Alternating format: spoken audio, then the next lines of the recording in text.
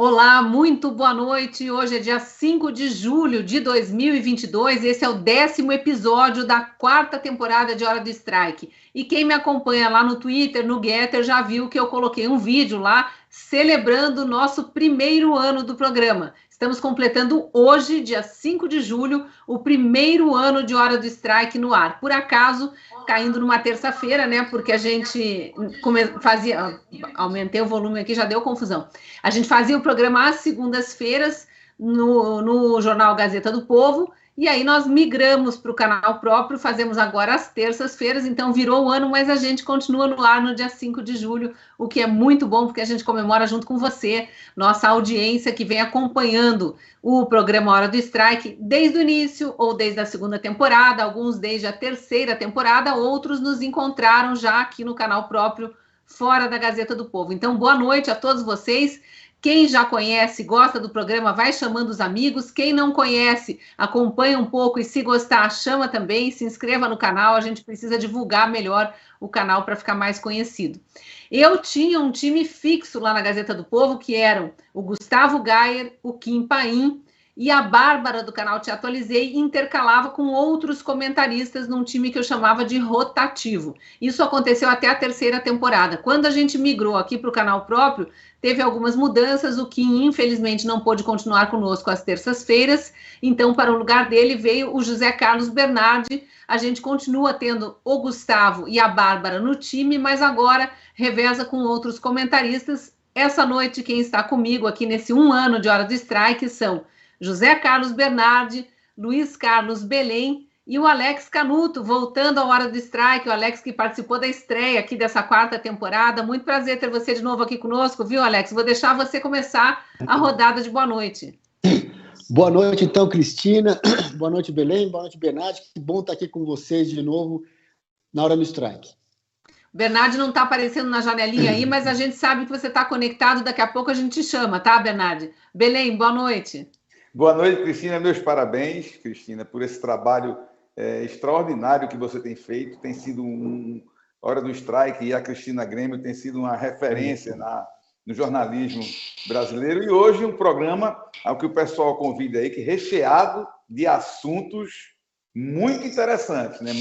Como a Cristina sempre fala, a gente não consegue fazer a pauta porque durante o dia acontece muita coisa. Então, como a Bárbara diz, né? Tu senta aí no teu sofá, prepara a pipoca e vamos em frente. Isso, a gente vai se adaptando aqui porque vai sendo atropelado pelas notícias. Olha, eu já aviso que o Bernardi está fazendo o programa hoje do Maranhão. Ele foi participar de um evento lá, depois ele conta para nós, mas está com algumas dificuldades técnicas. Bernardi, eu sei que você está nos ouvindo. Como não está conseguindo entrar na janela, eu sugiro que você saia e depois entre de novo nessa ligação. E o Lucas, que é o nosso operador técnico aqui, te ajuda a te colocar no ar para a nossa audiência.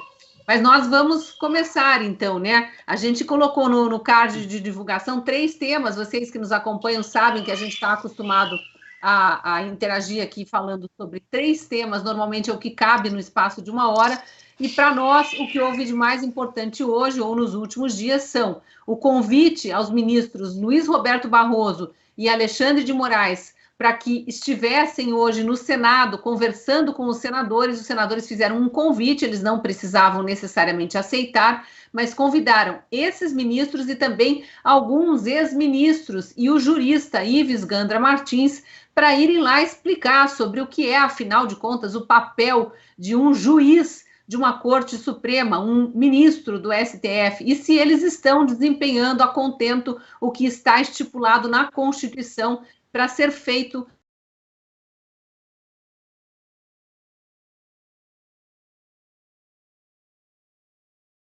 Caiu aí, pode puxar.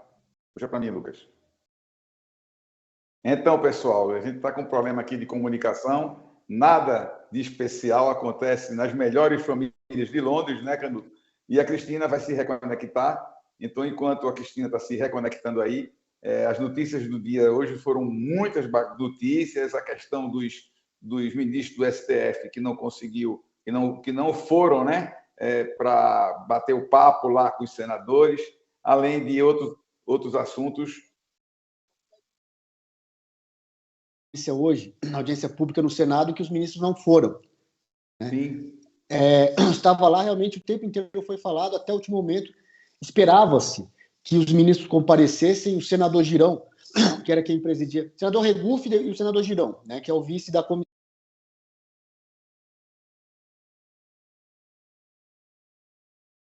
Se eles confirmavam presença e não confirmaram. E aí vários juristas falaram, o professor Ives Gandra, o professor Sartori, outros juristas, alguns senadores se pronunciaram, como o senador Lavoisier Martins, o senador Amin, e no final, algumas pessoas como eu também, que estavam lá presentes, tivemos a palavra nessa audiência pública. E aí eu posso relatar mais ou menos o que aconteceu lá, mas agora a Cristina voltou, né, Cristina? Eu estou ouvindo vocês desde o início, mas a gente está realmente... Coisas de quem faz ao vivo, né? Nós estamos com um problema técnico no dia do aniversário de 1 ano do Hora do Strike. O Bernardo está com a câmera invertida. Se você estiver nos ouvindo, Bernardo, só para saber que você está com a câmera invertida, a gente está vendo a outra imagem. E eu acho que o Lucas, nosso técnico, também está com um problema de conexão, porque às vezes é a conexão dele comigo que cai. Nós vamos tocando o programa. Vocês já sabem, quem nos acompanha, que é assim mesmo, a gente vai improvisando e vai conversando. Bernardo, a gente está vendo que você está tentando se conectar aí, mas a gente está vendo aí.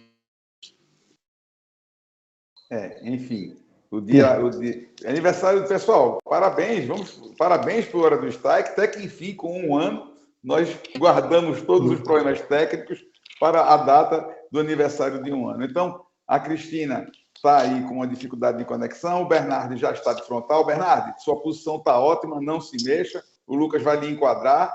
A Cristina está com problema de conexão, o Lucas já está enquadrando ela. Então, como é ao vivo, e ao vivo acontece dessas coisas, a gente vamos começar novamente. Então, o Canuto estava lá, eu também estava, Canuto, hoje no Congresso Nacional, conversei com alguns deputados e senadores, soube que o Ives Gandra prestou, né, falou, esclareceu, tá? Agora, o resumo que eu posso dizer, Canuto, eu não sei se seu sentimento e o de Bernardo é parecido com o meu, é que foi WO. Foi WO, o STF e o TSE tiveram uma grande oportunidade hoje de mostrar toda essa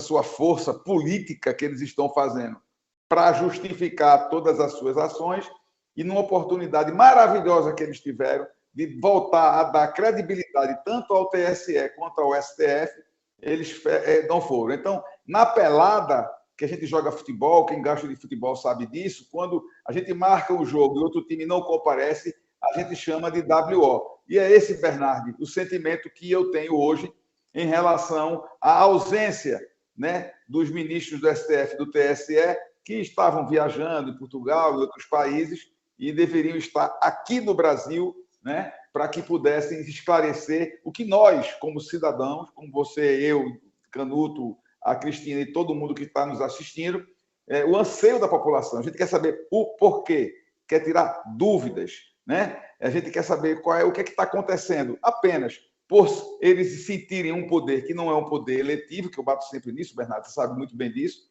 Eu acho que os ministros hoje perderam de WO e perderam uma grande oportunidade, Bernardo, de dar uma satisfação para a sociedade. Qual é a sua opinião em relação a essa situação da ausência dos ministros?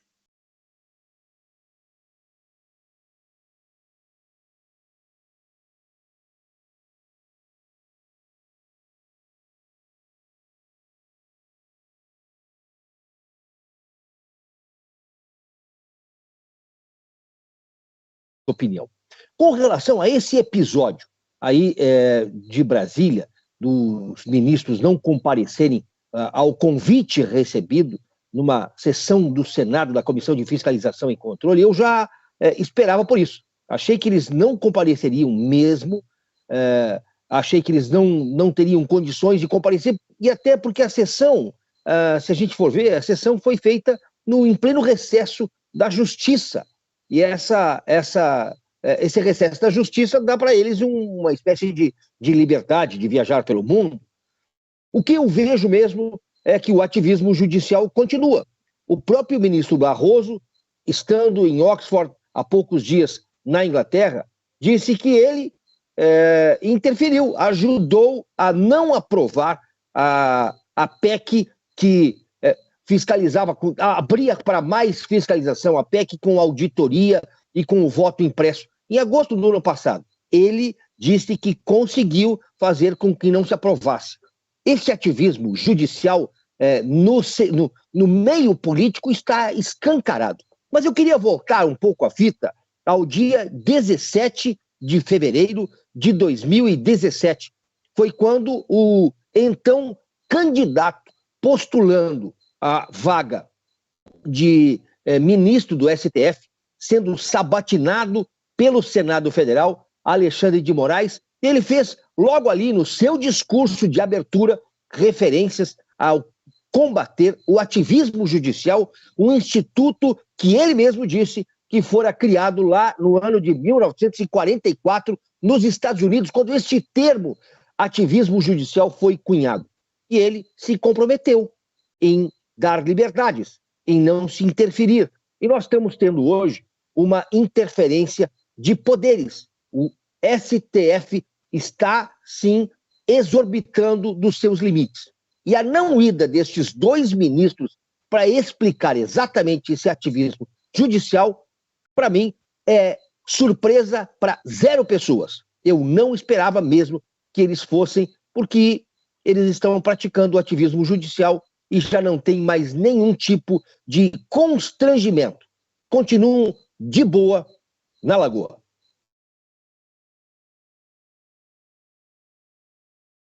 Tá ok? Mais uma.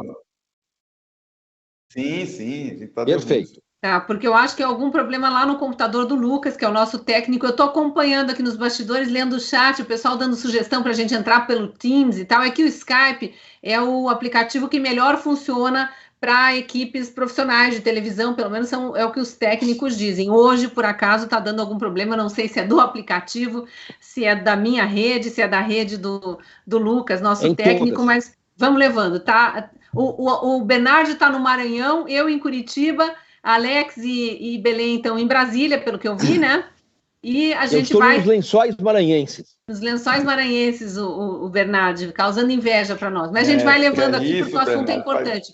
Eu vou pedir, eu sei que o Lucas talvez seja o computador aí que está com problema, mas nós vamos tentar, Lucas. Eu vou pedir para o Lucas exibir para nós, se ele conseguir aqui, o vídeo do Gustavo Gayer. O Gustavo Gayer era para estar conosco hoje, teve um contratempo, mas a gente separou um vídeo que ele publicou no canal dele, em que ele fala, foi ontem a publicação, mas em que ele fala justamente do porquê era tão importante que Alexandre de Moraes e Barroso fossem sim ao Senado e conversassem sim com os senadores para trazer para nós brasileiros, não era para os senadores apenas, os senadores nos representam, mas era uma resposta para o Brasil, sobre a forma como eles acham que é correto trabalhar, para a gente tentar entender por que eles agem da forma como agem. Vamos lá, Lucas, tentar soltar o vídeo do Gustavo e a gente comenta. No dia 26 de junho, mês passado, nós tivemos um dia histórico para o nosso país. Principalmente nesse momento onde nós não temos mais segurança jurídica e pessoas que deveriam resguardar as leis e a Constituição usam dos seus poderes para perseguir aqueles que querem respeitar a Constituição e liberdade de expressão. Bom, eu vou me falar do ativismo judicial e do fato do Senado, no dia 26 de junho, ter aprovado um requerimento do senador Eduardo Girão, convidando algumas pessoas para prestarem esclarecimentos no Senado. Entre essas pessoas estão os maiores juristas do Brasil e Barroso e Alexandre de Moraes. Eu vou te explicar por que eu vou falar desse assunto agora. Primeiro, para você lembrar, Senado aprova o convite para debate com Moraes e Barroso sobre ativismo judicial. Isso aqui foi de autoria do senador Eduardo Girão. O judiciário precisa dar satisfações quanto às suas ações. Obviamente, querendo que o Senado, o poder que tem essa capacidade, questione essas pessoas de por que eles estão mandando prender jornalistas, por que estão abrindo inquérito ilegal, por que estão impedindo o presidente de governar, por que não estão respeitando os seus limites constitucionais e muito menos a Constituição. Perguntas que eles nunca tiveram que responder, porque eles estão no topo do Monte Olimpo, dos semideuses, e acham que não precisam prestar esclarecimento para ninguém. Pois é. Amanhã é o dia. O convite foi feito.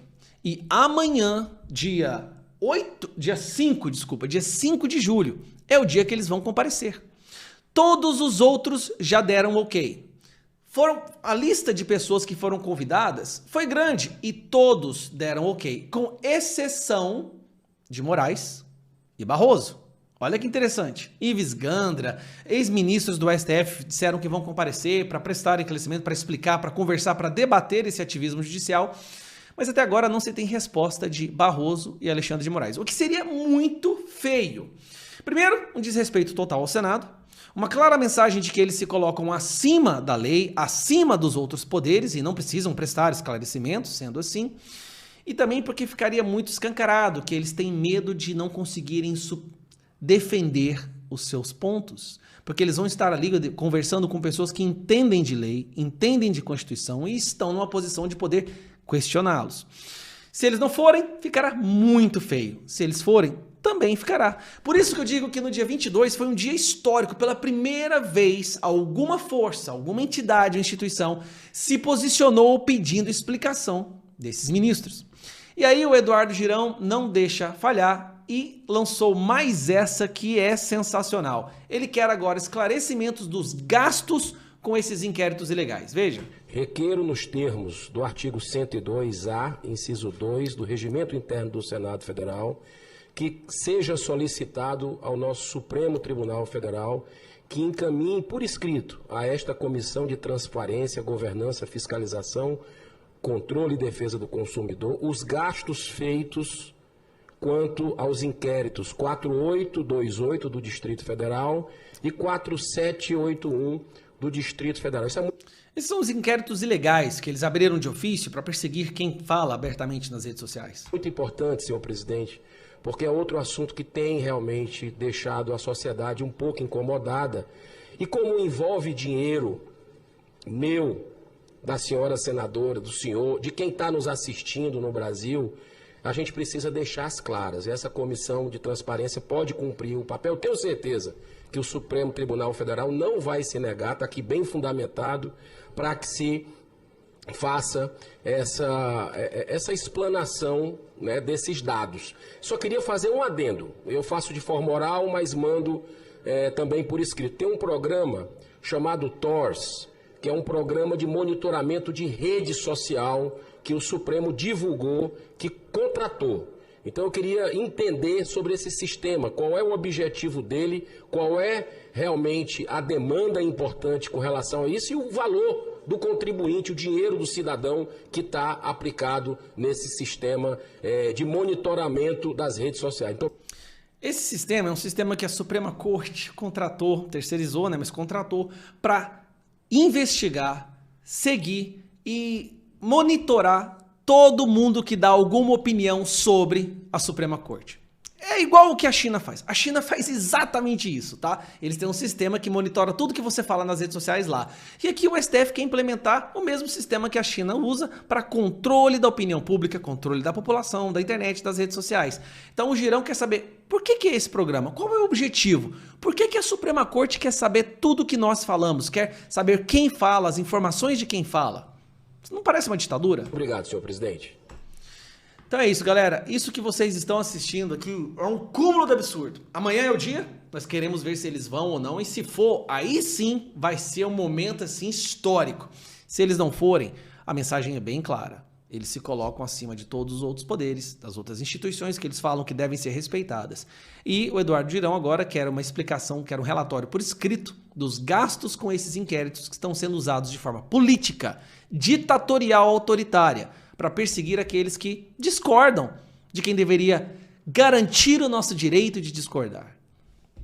Mas o Brasil tá tudo bem, aqui é uma democracia maravilhosa, é a imprensa que está sendo perseguida, Bolsonaro é que é o perigo. Gustavo fazendo uma belíssima participação aqui conosco, ainda que gravado. Belém, o que você achou dessa análise dele? Realmente eles deram um tapa na cara do Brasil de novo. No nosso chat as pessoas já estavam tendo um debate ali com opiniões muito parecidas com essas que o Gustavo traz, mas é o recado mesmo que eles dão para a sociedade. Eles não estão realmente nem aí para o povo. Eles realmente se acham num Monte Olimpo acima de, inclusive, dos outros poderes, né? Veja só, eu quero deixar uma coisa bem clara e para que as pessoas entendam que o STF não é um poder. O poder é o poder judiciário. O STF é um órgão do poder judiciário, é a Suprema Corte. Também quero que as pessoas entendam o seguinte, o desenho está sendo feito do que está sendo esse processo eleitoral no Brasil. O desenho está sendo feito. Nós estamos, de fato, dentro de uma ditadura. Não é que parece estar. Nós estamos dentro, só que um modelo de ditadura é diferente. Né? O STF tem pintado e bordado, feito tudo o que tem feito, sem justificar a sociedade, e quando tem esta oportunidade de se justificar perante a sociedade, ele não comparece. Mas ele não comparece por quê? Porque ele não tem o que falar. Ele vai ser réu confesso? O próprio ministro do STF vai ser réu confesso? O Gustavo fez um trabalho maravilhoso com esse trabalho. O Girão está fazendo um trabalho maravilhoso. Por quê? O que é que o Girão está fazendo? Ah, você não quer falar? Não, então me explica por que você gastou. Me explica a origem dos recursos. Tem que ter o portal da transparência. Todo gasto público tem que ser aberto, a não ser com aqueles que a Constituição não permite. Outra coisa que eu quero deixar assim para o público hoje refletir. Vocês têm que entender, pessoal, que eu estou fazendo até um desenho aqui, que durante o transcorrer do programa, em outros assuntos, eu vou terminar fechando esse desenho, para vocês entenderem o que está acontecendo. O que está acontecendo no Brasil é um ativismo judicial. O que está acontecendo no Brasil é uma ação, uma força feita pelo STF, sob o comando do STF e do TSE, para impedir e impugnar, se for até a candidatura de Jair Messias Bolsonaro para sua reeleição. Então, existe o que hoje no Brasil? Uma preocupação com jornalistas que podem ou não participar de programas ou não, porque a gente já tem conversado isso, uma preocupação de qual é a regra do jogo, porque se você chegar hoje para o Bernardo, para o Gaia, para quem for candidato, e perguntar, você conhece a regra do jogo? Eles vão dizer, conheço, mas, ou seja, não tem segurança, nem os advogados que eu tenho consultado para saber como é que as coisas funcionam, um fala com o outro, por quê? Porque criaram uma regra do jogo tão confusa, estão fazendo um rebuliço tão grande no angu, que é para azedar o angu. E há, inclusive, pessoas dentro do meio jurídico, hoje no Brasil, que estão dizendo o seguinte, Belém, a eleição esse ano não vai ser vencida dentro do gramado, vai ser vencida no tapetão. Então, está parecendo um grande campeonato brasileiro da década de 80, de 90, né? Que tudo era resolvido fora de campo, tudo era feito às escondidas, às escuras. Inclusive, a própria ausência dos ministros hoje no evento lá, no domingo, circulou pela internet, que acredito que vocês, espectadores, tenham recebido, num restaurante em Lisboa, o Barroso com o Alexandre de Moraes conversando. Meu amigo, vocês são ministros do STF do Brasil. Vocês estão fazendo o quê na Europa? Militância política? Basta! Barroso está em Oxford, Barroso está na Alemanha, Barroso está nos Estados Unidos. O problema do Brasil está aqui. Vocês têm que vir para aqui resolver o problema e prestar conta. E só para concluir essa minha linha de raciocínio, Bernardo, Canuto e Cristina, lembro que o poder judiciário não é só formado pelo STF. E como o doutor William Douglas falou, cadê os desembargadores e cadê os juízes desse Brasil? Eles vão ficar calados, vendo tudo isso que os ministros estão fazendo, a destruição de um sistema judiciário no Brasil, trazer o Brasil para uma insegurança jurídica tamanha de inviabilizar o país, está na hora de todo mundo acordar. Na verdade, a gente já viu rodar aí um vídeo, programas atrás, eu até separei, a gente acabou não tendo tempo de exibir, já tem juiz se manifestando, já tem desembargador se manifestando, e em audiência pública.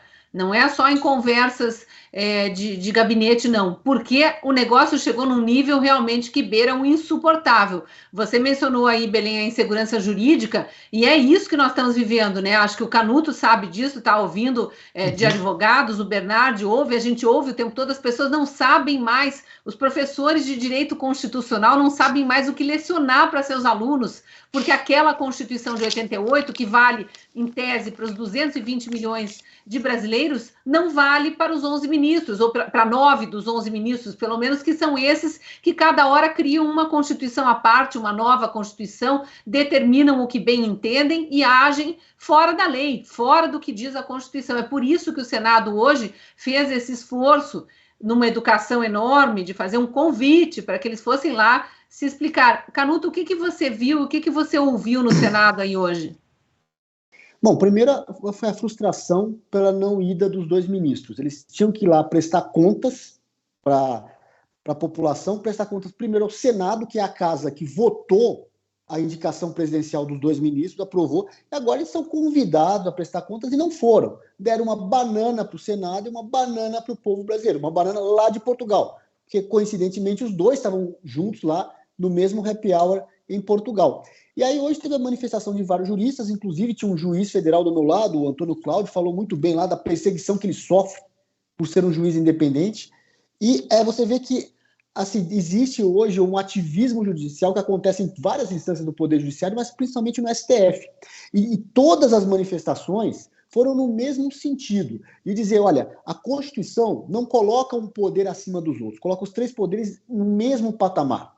Não tem nenhum artigo da Constituição dizendo que o entendimento do judiciário sobre uma matéria vale mais que o entendimento dos outros 2 poderes. Mas em algum momento histórico, o judiciário, o STF, começou a entender que eles tinham competência de arbitrar conflito entre os poderes e que o entendimento deles era o último. Não era. E aí a solução para isso foi consensual entre vários juristas ali presentes, é que no caso de você não conseguir buscar uma harmonia entre os poderes, não conseguir sentar na mesa, conversar e chegar no entendimento, tem que ser acionado o artigo 142. E o professor Ives Gandra explica isso muito bem. Não é intervenção militar, não é ditadura, não é tanque na rua, não é tiro, bomba, nada disso. A função das Forças Armadas, enquanto instituição de Estado, é buscar a harmonia entre as instituições políticas, entre os poderes do Brasil, porque as Forças Armadas estão fora da disputa política, fora da disputa entre os poderes. Então, cabe às Forças Armadas fazer uma intervenção pontual para acabar com o desentendimento, acabar com a divergência e buscar a harmonia entre os poderes. No final, eu me pronunciei também na audiência pública. Quem conseguir assistir às 3 horas de audiência, a última pessoa que fala sou eu falo em nome da Ordem dos Advogados Conservadores do Brasil.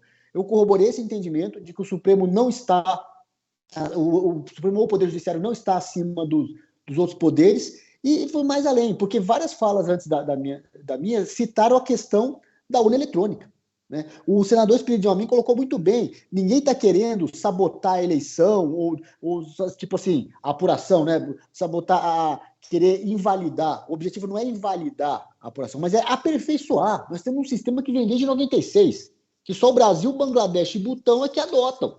Então nós precisamos aperfeiçoar esse sistema. E isso também é uma usurpação de poderes, porque você vê hoje, a gente já passou do nível do ativismo político, do ativismo judicial. Porque o ativismo judicial é quando o judiciário legisla. Ele ocupa o lugar do executivo, do legislativo, ou até mesmo do executivo, determinando que o executivo faça políticas públicas. E sempre com o argumento da omissão. O legislativo está omisso por não votar a lei tal. O executivo está omisso por não implementar tal política pública. Mas pode ser uma decisão do legislativo de não votar a lei. Falar, a lei atual está boa, não precisa mudar. Isso não é omissão, é uma decisão de manter a lei atual. E o executivo pode ter uma decisão de priorizar uma política X em detrimento da política Y. Então você não pode dizer que o executivo está se omitindo na política pública Y. Mas o ativismo judicial vem invadindo essas 2 áreas de competência. E hoje nós temos um ativismo político. Não é nem judicial, é político. O ministro do STF está fazendo política. Ele vai no parlamento articular projeto de lei a favor ou contra. Isso é função de deputado, de senador, não é função de juiz. O ministro do STF reúne embaixadores, diplomatas dos outros países para articular uma ação política. Isso não é função de juiz, isso é função dos membros da carreira diplomática. Mas hoje você tem juízes fazendo política, né? Diga.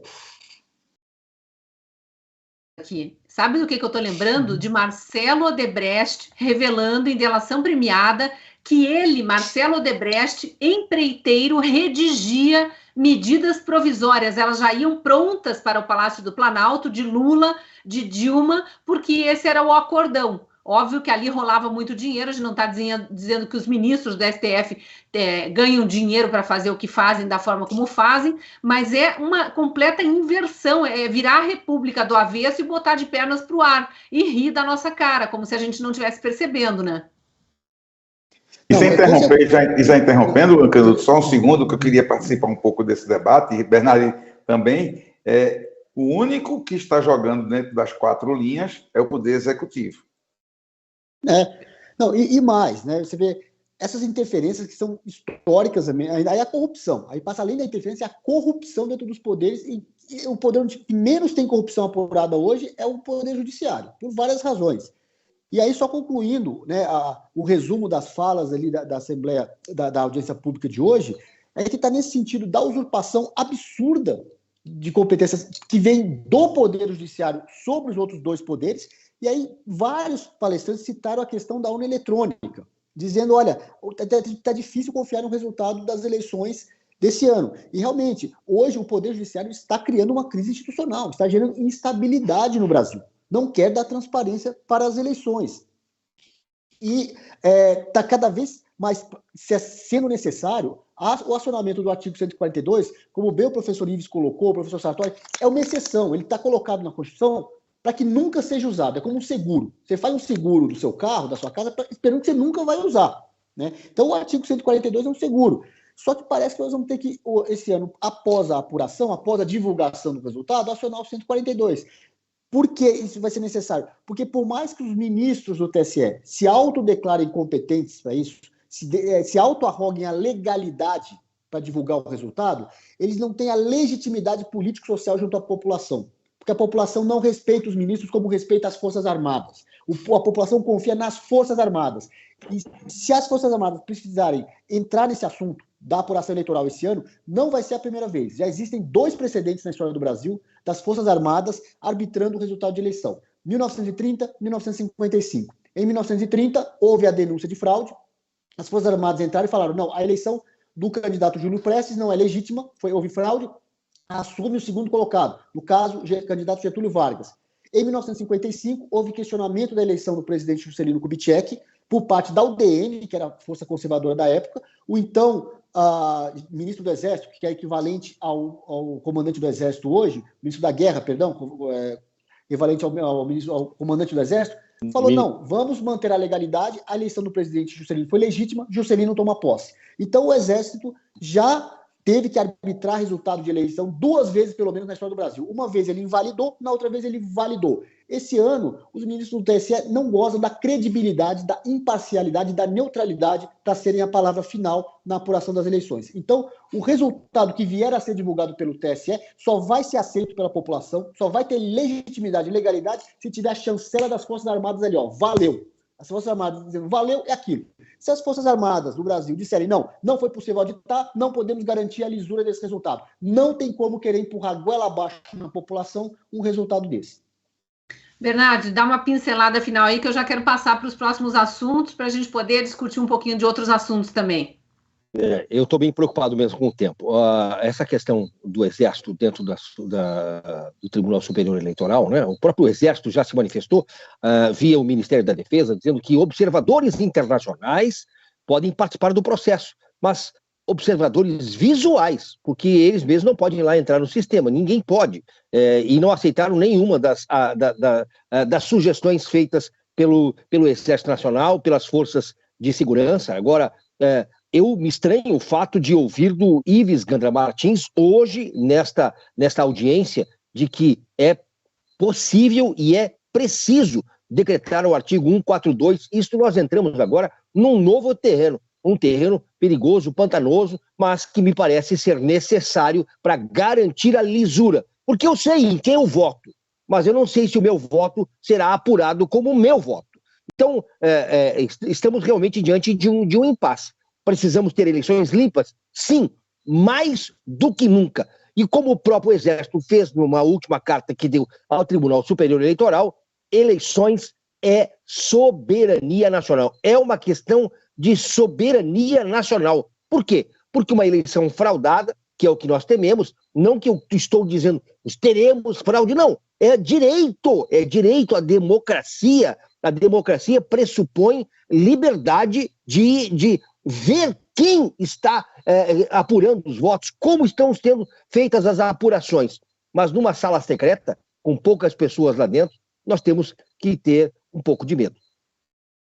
É bem complicado, né? Essa questão toda aí, a gente ainda vai ver muita repercussão em função de não terem ido ao Congresso para explicar tudo que precisavam nos explicar, mas especialmente de tudo que fizeram antes de não ir ao Congresso, né? Eu queria passar para o Cristina, próximo... só um segundo, antes de você terminar, só queria deixar para o público aí, para concluir a linha de raciocínio, está aqui, possível vice de Bolsonaro, Braga Neto, diz que sem auditoria não tem eleição, tá?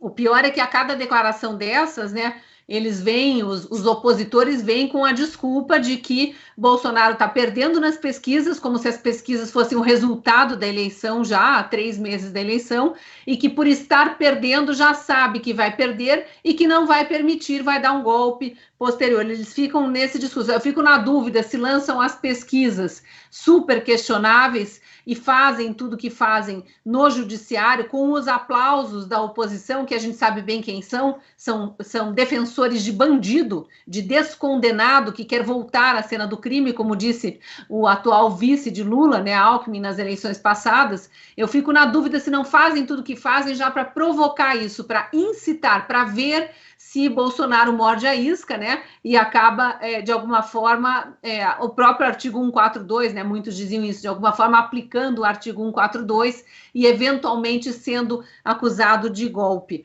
Mas, enfim, a gente vai ver isso provavelmente se repetir daqui até outubro, e a gente está trazendo essas colocações, esses questionamentos, justamente para que você que nos acompanha, que nos assiste, que é antenado com política, fique atento, porque a gente já sabe até as narrativas que virão, porque a gente conhece as narrativas que vêm sendo colocadas aí para nós já há muito tempo. Eu queria só dar uma breve pausa para dar um recado importante aqui para quem está nos assistindo, que aquela turma do ódio do bem nunca deixou de tentar cancelar a Gazeta do Povo, que é o nosso parceiro aqui no Hora do Strike. Você sabe, o Hora do Strike foi um programa concebido e que iniciou dentro da Gazeta do Povo, e agora, a partir da 4ª temporada, caminha em canal próprio, mas tem o patrocínio da Gazeta do Povo. A Gazeta continua acreditando nesse programa.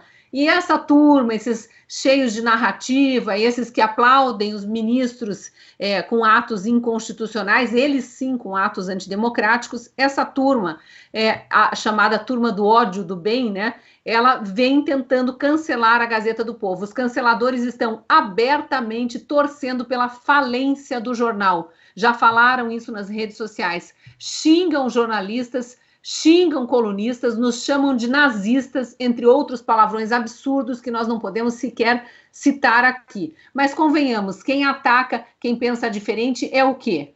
Chegou a hora de você mostrar de que lado está. Por isso, a Gazeta do Povo está com uma oferta de apenas R$10 por mês nos primeiros 6 meses, para que você que está nos assistindo aproveite para apoiar o jornal. Basta clicar no link que está na descrição do vídeo. E agora nós vamos assistir a um vídeo da Gazeta do Povo que explica melhor essa história. Ódio do bem. Você sabe o que é isso? Aquela pessoa que deseja o mal do outro só porque acha que tem uma opinião superior. A Gazeta do Povo é alvo da turma do ódio do bem. Eles esperam a gente falir, fechar as portas para comemorar. E falam isso abertamente. Sabem que não é fácil sustentar um jornal profissional com 80 jornalistas e mais de 40 colunistas. Com gente muito boa dando duro o dia todo para produzir conteúdo. Vamos ser sinceros. Estamos ainda no vermelho e precisamos de mais assinantes para continuar. Eles querem que a Gazeta feche. E você? Assine agora. Apenas R$10 por mês nos primeiros 6 meses. Bem, se a Gazeta fechar como querem essas pessoas, quem será a sua voz? É essa a pergunta que eu deixo no ar. É hora do contra-ataque. O link está na descrição do vídeo. Eu peço que você considere com carinho se tornar nosso assinante e ajudar a apoiar esse jornalismo único no Brasil. Agora a gente vai para o próximo tema, aqui rapidamente com o Canuto analisando, porque o Canuto quer participar ainda do programa e infelizmente vai ter que sair um pouquinho antes, né, Canuto? Teve aquela história no fim de semana de 4 candidatos na mesma cidade, em Salvador. Estava lá o presidente Bolsonaro, o candidato Ciro Gomes, a candidata Simone Tebet e o candidato, o descondenado, Lula. E aí, não para surpresa de ninguém, né, não nos surpreende, a foto de Lula com seus supostos seguidores foi apontada rapidamente nas redes sociais como uma foto fake. E eu vou jogar aí no ar um print que eu separei, que rolou hoje no Twitter, que era da reportagem da revista Veja. Olha lá, a gente tem esse print aí, e o impressionante aí, o que é? A revista Veja colocou lá o vacilo em foto de Lula, que virou munição do bolsonarismo contra o PT, chamando de vacilo o fato da equipe de Lula ter duplicado as pessoas na foto para parecer que tinha mais gente. Aí o Bernardo Kister, e essa é uma homenagem ao Bernardo Kister, que também já foi comentarista aqui do Hora do Strike, na hora vem e pergunta, vacilo? Isso não é jornalismo, é relações públicas do bandido. Então, sabe o que eu lembrei, Canuto? Quando teve aquele episódio da Paola Carosella, na sequência, a maior parte dos veículos de imprensa foi lá e colocou bolsonaristas atacam Paola Carosella, assim como se não tivesse sido ela que chamou os bolsonaristas de escrotos e burros, e depois, obviamente, teve uma resposta e aí foi fazer mimimi nas redes sociais e dizer que estava sendo atacada. Por aí, você vê que isso não é jornalismo, né? Isso é, como o Bernardo disse, é relações públicas, isso é ativismo político, militância. Eles não estão ali para dar informação, eles estão para contar historinhas falsas que eles chamam de narrativas. Ora, narrativa, o que é a história do Chapeuzinho Vermelho, dos Três Porquinhos, isso é uma narração, uma narrativa, uma obra de ficção, né? Então é mentira mesmo, a palavra, porque esses caras fazem é mentira. Então, o que acontece? Tem que dar um jeito de vitimizar, colocar sempre como vítima a esquerda. Nesse caso, eles fazem uma fake news, isso é uma fake news, mas eles são vítimas, olha só, eles vacilaram e os malvados bolsonaristas foram em cima dela, em cima do PT. Não é a mesma coisa, assim, para quem gosta de futebol, lembra lá da Copa de 82, o zagueiro brasileiro erra, a culpa é do Paulo Rossi que pega a bola e faz o gol? Não, a culpa é de quem dá o passe errado, né? Então, assim, e não é passe errado, é mentira, gente, e não é a primeira vez. Não é a primeira vez, não é acidente. Aliás, se fosse a primeira vez, você podia perguntar se foi acidente, mas eles fizeram isso a semana passada. O perfil do PT, do Diretório de São Paulo, pega uma foto do Lula de 2019, lá no Rio Grande do Norte, para dizer que foi agora. Agora vem essa foto da Bahia, que ela é uma procissão que acontece todo ano. Você vê que a maioria das pessoas estão de branco, porque a procissão, o pessoal vai de branco. O PT foi lá, colocou umas bandeiras, meia dúzia ali no meio de mortadela, com a bandeira do PT, e ainda fez a duplicação, copia e cola. Pegava, às vezes você vê uma pessoa, você vê essa mesma pessoa 7 vezes na mesma foto, porque eles vão dar um copia e cola para encher. Olha o que esses caras fazem, porque o Lula não consegue sair na rua. Não tem um ato de rua que o Lula faz que tenha gente. E aí, para dizer que tem gente, eles estão fazendo esses maracutaias aí. E aí eu pergunto, ô Alexandre de Moraes, e o inquérito das fake news, você não vai colocar o PT? É muito fácil derrubar a página do PCO, o Partido da Causa Operária, que é um partido pequeno, que em 20 anos nunca elegeu um deputado federal. Aí você tira a página deles, o perfil deles, e diz, eu sou neutro, eu tiro página da esquerda, da direita. Não, tira do PT, que eles estão fazendo fake news de forma reiterada, né? E, assim, lá em Natal, onde foi essa foto do Diretório de São Paulo, o presidente do Diretório do PT de Natal criou um instituto de pesquisa e registrou no mesmo endereço do diretório. E por acaso, esse instituto começa a soltar número aí dizendo que o Lula estava na frente, que a governadora lá do Rio Grande do Norte estava na frente, né? E aí eles não vão entrar no inquérito da fake news, não? Eles não vão, isso não é materialidade suficiente. Esse instituto de pesquisa soltando número fake mais de uma vez. Quem erra uma vez só. Se tem vários erros, gente, é o batom na cueca. Está comprovado a intenção de praticar a fake news, a notícia falsa, a mentira. Né? Olha, então, se o inquérito das fake news não inclui esse tipo de coisa, e o moral que tem para ficar pegando as pessoas por opinião? Eu vou lá e faço a minha opinião aqui e digo que o STF não tem legitimidade para ser a instância máxima do judiciário. Você está desacreditando o STF, você está desacreditando a imprensa tradicional. Fake news no Alex vai para lá, daqui a pouco vem aqui tomar meu celular, meu computador, vai bloquear minha conta, porque eu emiti minha opinião, enquanto as pessoas mentem, o perfil do PT mente descaradamente e não acontece nada. É por isso que o povo não respeita ministro do STF na rua e respeita os generais, as Forças Armadas, porque ali você vê seriedade, você vê gente atuando como instituição de Estado, que não entra na disputinha política do dia a dia, mas atua como instituição de Estado. Essa é a grande diferença.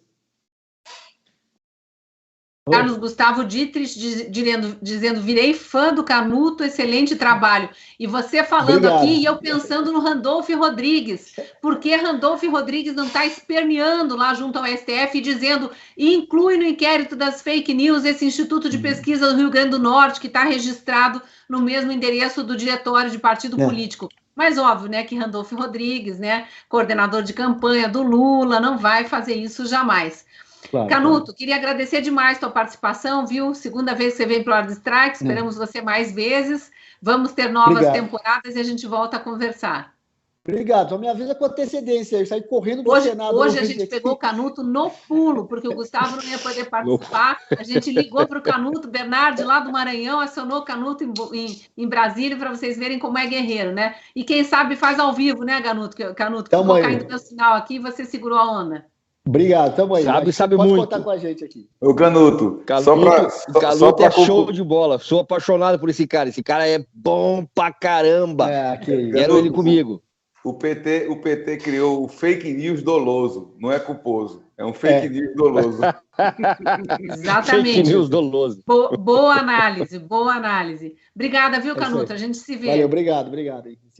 Belém, vou para você já com o próximo assunto, que é PCC, Marcos Valério e PT.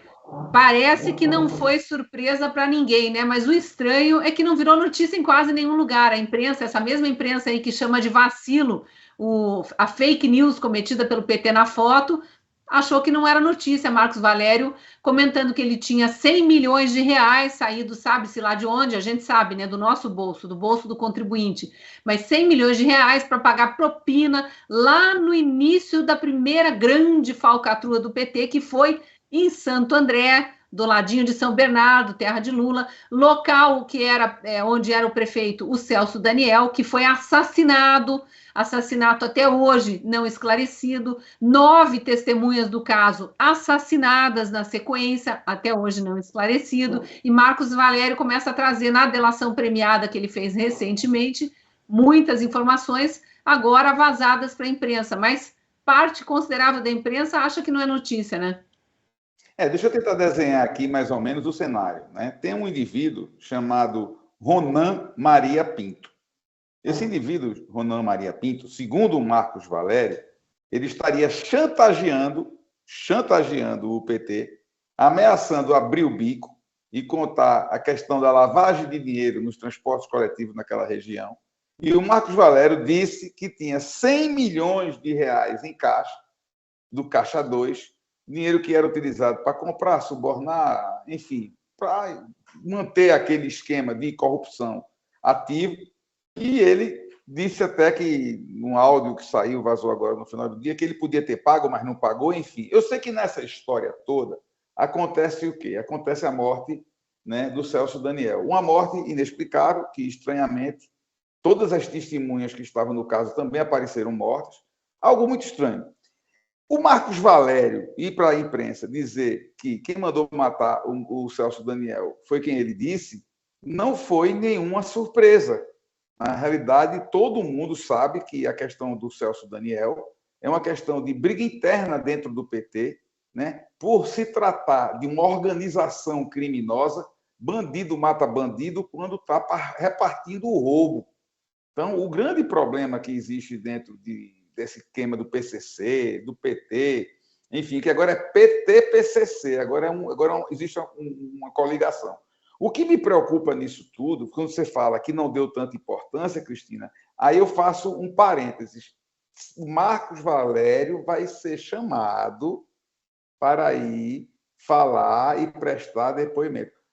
Pessoal, não é porque a Rede Globo, a grande mídia, o jornalismo não estão dando a importância devida a estes escândalos do governo Lula, do lulopetismo, não é porque não está no Jornal Nacional, não é porque não está na grande mídia, que as coisas não estão acontecendo. Eu quero que vocês saibam que...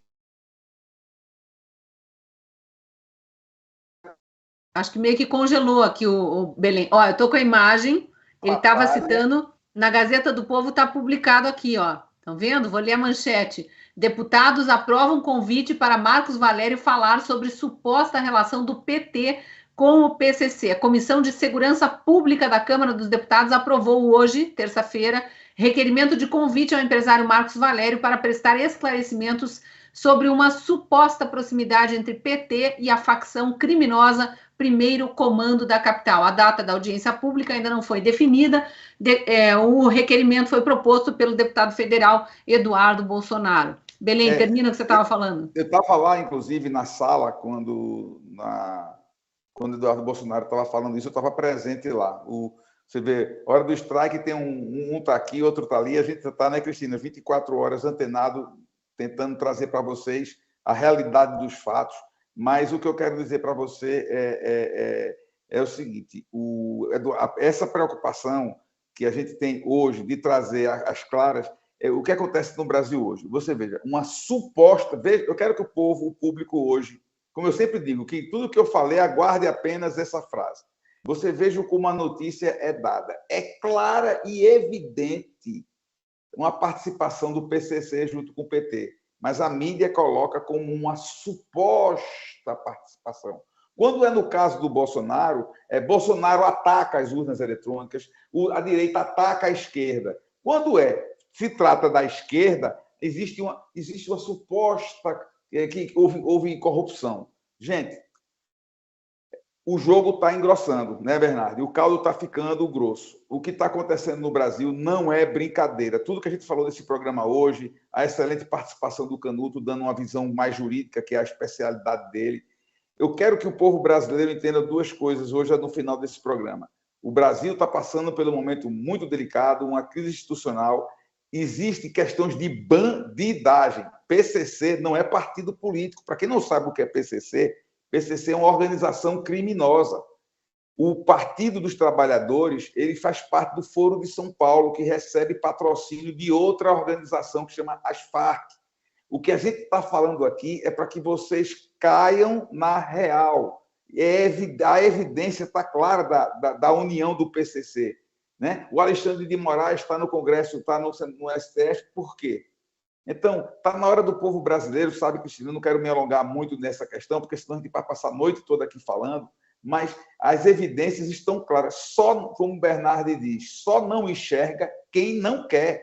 A gente está numa luta do bem contra o mal. 2 de outubro é o dia que você, telespectador, seguidor do Hora do Strike, seguidores do Bernardo, meu, da Cristina, do Gaia, da Bárbara, de todos nós, que você vai ter a chance de fazer com que esse país continue a continue nessa transformação de acabar com esse establishment, ou que a gente se acabe de uma vez por todas. Porque se o presidente Jair Messias Bolsonaro não ganhar a eleição, vocês se preparem. Vocês não sabem o que é uma ditadura de esquerda. O Brasil nunca teve ditadura militar. O Brasil teve um governo militar, um governo mais rígido, que exige mais respeito, como o próprio Sheik lá avisou, né, na Copa do Mundo. Você tem que respeitar a minha religião. Não é que eles sejam radical, é que eles exigem o respeito. Agora, nós precisamos ver que é uma luta do bem contra o mal. A oposição à esquerda no Brasil, existem claras e evidentes conexões com o crime organizado no Brasil. É esse país que você vai querer deixar para os seus filhos? O país da bandidagem? Ou você vai querer deixar um país para o seu filho que ele possa realmente acreditar que amanhã vai ser um dia melhor? Tá? Então, Cristina, para não alongar muito esse meu, não quero entrar muito em detalhes, eu fiz aqui até um desenhozinho mostrando aqui para vocês, para desenhar, né? O Renan pressionando Lula, aí o Marco Valério dando dinheiro para ele, porque matou. Enfim, não tem muito o que falar, não. Tá claro, só não enxerga quem não quer.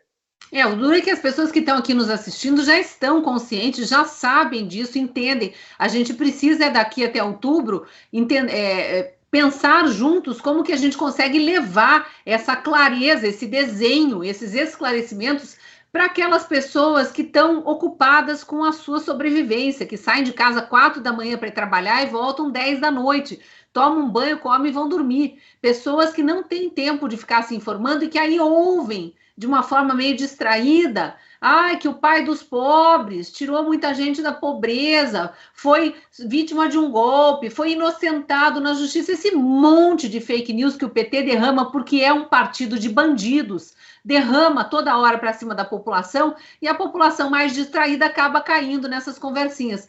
temos uma tarefa árdua pela frente, que é esclarecer, levar mais clareza.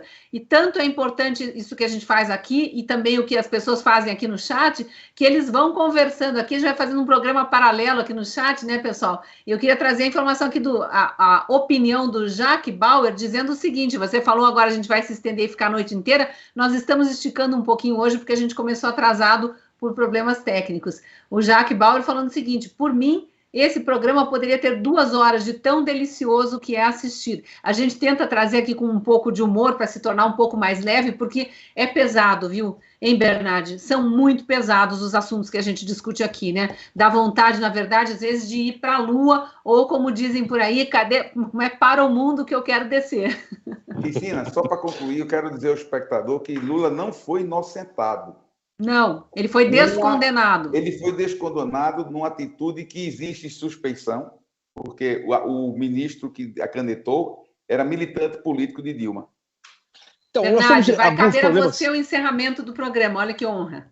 Vamos lá. Nós temos alguns problemas de origem aí, né? Que o Senado Federal não tem feito o seu trabalho, a sua lição de casa.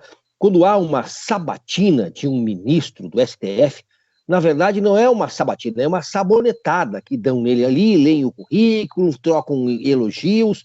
Pouca coisa se faz de sabatinar mesmo, saber se o cidadão vai ali defender a Constituição, e é um engodo. O que nós temos aí, uma sabatina do STF, dos ministros do STF, essa sabatina é uma coisa só para cumprir uma formalidade, porque mesmo a coisa ali é só paninho quente. Eu queria fazer uma conexão entre a imagem do PT adulterada nas redes sociais esse fim de semana e o caso do PCC.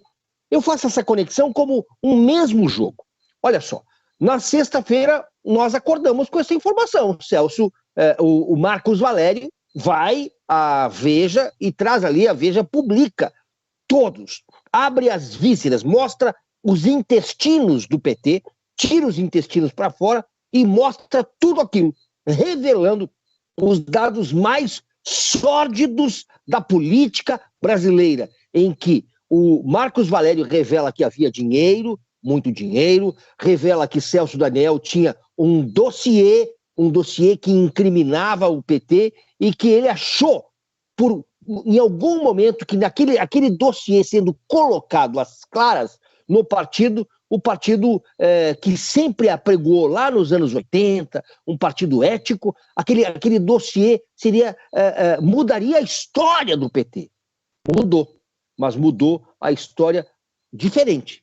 O PT passou a ser um partido mais do que corrupto, um partido criminoso. E o que aconteceu com a imagem adulterada, logo no sábado, no dia 2, a imagem que o PT coloca e a Veja com uma propriedade cínica, diz um vacilo do PT, aquilo foi só uma cortina de fumaça, tentando desviar a imagem que a própria Veja criou do PT. Então, num dia, o PT é anunciado pela Veja como uma organização criminosa que manda matar, que manda matar 2, que manda matar 3, que manda matar 9 e que tem milhões envolvidos. No outro dia, ele trata o PT com uma reverência. Foi só um vacilo. E, enquanto isso, nós temos um Senado Federal que serviu ao sistema apodrecido, faz parte deste sistema apodrecido e que o PT muito bem contribuiu que esse apodrecimento, desde que o PT assumiu o poder, lá em 2003, 1º de janeiro de 2003, o Brasil mergulhou profundamente numa crise ética, numa crise de valores, numa crise que nós mesmos não conseguimos entender a que ponto a sociedade chegou. E o PT agora faz de tudo, não só para manipular as imagens lá na Bahia, mas manipula também a opinião pública com as suas pesquisinhas de mercado. A propósito, as pesquisas de opinião pública que se referem à eleição precisam ser registradas no Tribunal Superior Eleitoral. Até aí, tudo certo. Agora, as pesquisas não são auditadas. Então, se eu pegar um papel de pão, que seja ali na padaria, tomando um cafezinho, eu posso ter um instituto, e, inclusive posso colocar na sede do PT lá de Natal, um instituto, né, como se registra lá, pega aquele papel de pão, entrego lá no TSE, que é um cartório, somente um cartório, que vai carimbar, recebido. Esse é o registro, como se fosse você fazer uma autenticação de um documento. Mas investigação para ver se essas pesquisas são sérias mesmo, isso não existe. Então, ali é só um protocolo. Está aqui o papel de pão com os números que eu acho e que vão servir ao que eu estou defendendo.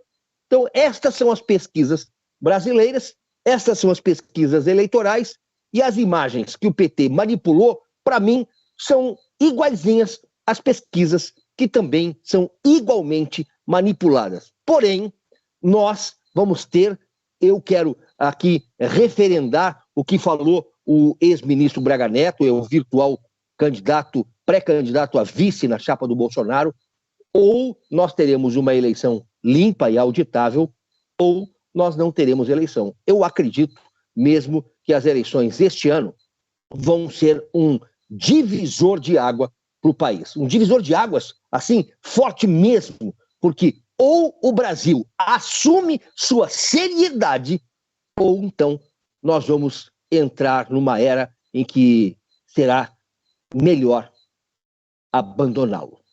Não vai acontecer, não vai acontecer, não. E eu ainda sonho viver para ver uma CPI dos institutos de pesquisa. Essa eu quero ver. Essa é boa, Vai se descobrir muita coisa. Como estão aprovando o requerimento de Marcos Valério para o Senado, para a Câmara, né? Prestar esclarecimentos e tal. Quem sabe algum parlamentar não sugere essa CPI. Eu queria só aproveitar esse finzinho de programa e ler o finalzinho, a reportagem da Gazeta do Povo que eu trouxe agora, falando que o Marcos Valério foi convocado. Ela é curta, então vou aproveitar e dividir conosco, até porque eu já estou vendo que tem gente aqui que aceitou o meu convite, já se inscreveu, já assinou a Gazeta do Povo. Agradeço demais aos novos assinantes, a gente depende disso para continuar no ar. Esse canal aqui está fora da Gazeta, mas como eu relembrei no começo, ele nasceu dentro da Gazeta do Povo. Eu mesma sou colunista da Gazeta do Povo, devo muito a esse jornal. É um jornal que ainda nos mantém informado com seriedade, com jornalismo raiz. Então, a reportagem que falava que o deputado federal Eduardo Bolsonaro foi quem propôs o requerimento para convocar Marcos Valério faz um breve resumo do porquê, de quem é Marcos Valério. Aqui, ó, condenado a 37 anos de prisão por ser o operador financeiro do esquema do Mensalão, Valério disse em depoimento à Polícia Federal que soube de um esquema que consistia no repasse ao PT do dinheiro de empresas de ônibus, bingos e transporte clandestino. Ele afirmou ter tomado conhecimento do caso por meio de Silvio Pereira, ex-secretário-geral do PT. Disse ainda que o PT administraria, na ocasião, um caixa de 100 milhões de reais. 100 milhões de reais. O episódio, de acordo com Valério, ocorreu antes de o PT vencer pela primeira vez as eleições presidenciais, o que aconteceu em 2002. Nós estamos em 2022. Faz 20 anos que o PT assumiu o poder, fez tudo que a gente viu ele fazer no poder, mas antes já havia esse esquema lá na Prefeitura de Santo André, no ABC Paulista. Então, foi antes de o PT vencer as eleições presidenciais em 2002 com Luiz Inácio Lula da Silva. No mesmo depoimento, Valério disse também que o então prefeito de Santo André, Celso Daniel, elaborou, olhem isso, um dossiê com os nomes dos beneficiários do esquema, daquele dinheiro sujo, desviado de bingos, de transporte clandestino e de empresas de ônibus, dinheiro sujo que era lavado através desse partido político que eu acho que a gente não pode mais nem chamar de partido, né? Ele tinha um dossiê com os nomes dos beneficiários do esquema, o que acabou se perdendo. Estranhamente, Celso Daniel foi assassinado em janeiro de 2002 e com requintes de crueldade. O jornalista Silvio Navarro escreveu um livro descrevendo tudo que se descobriu. Eu lembro de um episódio muito chocante. O médico legista que analisou a causa mortes do prefeito de Santo André, Celso Daniel, lá em 2002, Ele descobriu que ele foi torturado por 2 dias. Usaram broca de dentista em todos os dentes dele, sem anestesia, obviamente. Arrancaram as pontas dos dedos para que as digitais não fossem identificadas. Esse médico legista contou isso no programa do Jô Soares. E no dia seguinte, ele, o médico, foi assassinado. Assim como foram assassinados o garçom que servia Celso Daniel no restaurante que ele mais frequentava e várias outras pessoas dessa cadeia estranha, né, para dizer o mínimo, de uma morte, de um assassinato de um prefeito do PT jamais esclarecido. Então, tem muita coisa para ser ouvida aí. Que bom que aprovaram o requerimento e que Marcos Valério vai ser convocado a ser ouvido. E para finalizar, antes do último tchauzinho de vocês aí, eu vou trazer uma mensagem muito legal aqui da Tânia, que escreveu para nós o seguinte, agradeço no chat, né? Agradeço a Deus, o inventor da internet. Nunca estivemos tão informados das verdades do governo e do Brasil. Exatamente, Tânia, tamo junto. Belém, sua despedida rapidamente.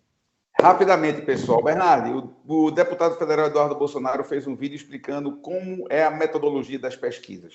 Você, entendendo o vídeo dele, você vai entender. A história foi o seguinte, pergunta aonde tem eleitor que vota na gente. Ponto. Então, vocês estão entendendo. A pesquisa, elas são feitas, elas são estruturadas de uma forma correta. E, por fim, quero agradecer, Cristina, por essa honra de estar fazendo parte do programa de um ano. Cristina, parabéns, sou seu fã do Bernardo, fã do Gaia, da Bárbara. Esse programa é extraordinário. Pessoal, eu peço mais uma vez, vocês divulguem, assistam programas anteriores. São conteúdos imperdíveis. Graças a Deus, esse programa aqui a gente consegue trazer para vocês a notícia como ela é. E um beijo no coração de todos vocês, Bernardo e Cristina, parabéns. Gostaria muito, Cristina, de mandar virtualmente um buquê de rosas para você, parabenizando por esse aniversário. Cita recebida. Recebi o carinho aqui. Teve o efeito de um buquê de rosas, com certeza. Bernardo. Maravilha, eu também sou privilegiado de fazer parte desse time aqui, fantástico, ainda mais agora nessa data, né? De um ano, e eu quero dizer, como completou um ano, a Cris deve tirar uns dias de folga, não, Cris? E a gente está pronto para manter esse programa no ar aqui, acesa, chama acesa, porque, gente, jornalista brasileiro não morre de tédio.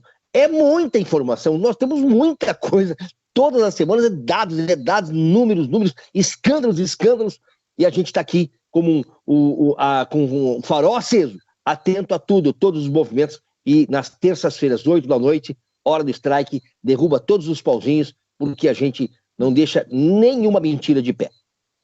Falou a verdade. A gente tem trabalhado muito porque a gente entende também que é missão, é um momento em que todos precisam se doar pelo Brasil e a gente está fazendo o máximo possível, né? São poucos os espaços que se abrem para quem quer falar a verdade, fazer jornalismo raiz, trazer informações direto da fonte, e eu não me recuso, não tenho me recusado a ocupar os espaços, mas realmente estou trabalhando de 12 a 14 horas por dia, já faz um ano essa rotina, fins de semana também, né, Bernardo? Porque a gente tem frequentado muitos eventos, a gente tem sido chamado para muitas palestras em eventos e é um prazer estar junto com o público, né, com as pessoas que normalmente nos assistem só pela telinha.